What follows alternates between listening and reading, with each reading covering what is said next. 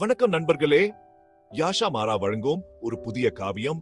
இன்னும் என் இதயத்திற்கு நெருக்கமான ஒரு அழகான தமிழ் காதல் பாடலை உங்களுடன் பகிர்ந்து கொள்ள ஆவலாக இருக்கிறேன். நிஷாவின் காதல பாடல் என்று பெயரிடப்பட்ட இந்த பாடல் காதலின் தூய்மையான உணர்வை வெளிப்படுத்துகிறது. இது என்ன போலவே உங்களையும் நெகிழ வைக்கும் என்று நம்புகிறேன். இந்த பாடல் தன் காதலியே ஒவ்வொரு கனவும் காணும் கனவோடு மென்மையான வரிகளை தொடங்குது. உன்னை பார்க்கும் கனவிலேயே நாள் முழுதும் காத்திருக்கிறேன். இதயம் தடுமாறுது உள்ளே உன் நினைவுலா நிறைஞ்சிருக்கு. காதலித்தவரின் நினைவுலா இடைவிடாது படப்படக்கும். உங்க இதயத்தை கற்பனை செய்து பாருங்க. ஒடுந்தத்தம் இரண்டாவது வரியில் சார்ந்திருப்பதையும் ஆராதிப்பதையும் வெளிப்படுத்துறது. உன்னை இல்லாம நான் வாழ முடியாது. நாள் முழுதும் உன் முகம் மட்டும், நீ மட்டுமே என் சொர்க்கம். வா வா என் வாழ்க்கையில்.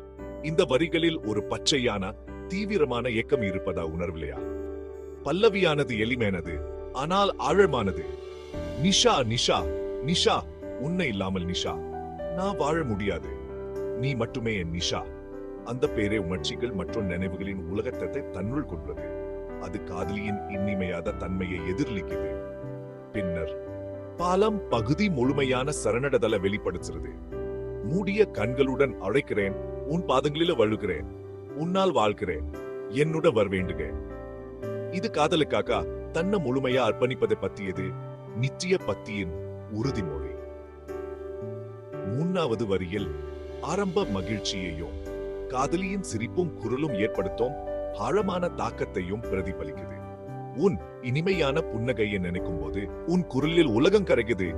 நீ என்னுள் ஏற்படுத்தும் பரவசம். நீ விடை பெறும் தருணத்தில் வார்த்தைய தோல்வியடைகின்றன.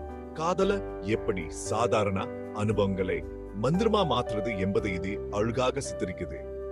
மீண்டும் மீண்டும் வரும் பல்லவியில் நிஷா என பெயர் ஒரு மந்திரமா, வேண்டுதலா, காதல் பிரகடனமாக மாறுறது. ஒரே ஒரு பெயர் எவ்வளவு உணர்ச்சியையும் முக்கியத்துவத்தையும் உள்ளடக்க முடியும் என்பது வியப்பானது.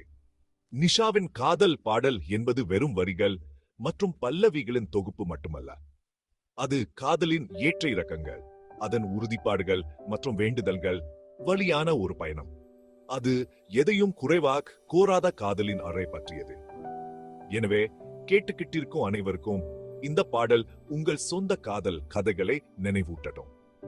பாடல் வரிகளை உணருங்கள், இசையை முணுமுணுக்கவும், சில நிமிடங்களாவது காதல் உங்களை ஆட்கொள்ளட்டும். கேட்டதுக்கு நன்றி. ஆழ்ந்த அன்புடன், மனமார்ந்த சிரிப்புடன் முழுமையா வாழுங்க. அடுத்த முறை வரை பத்திரமா இருங்க.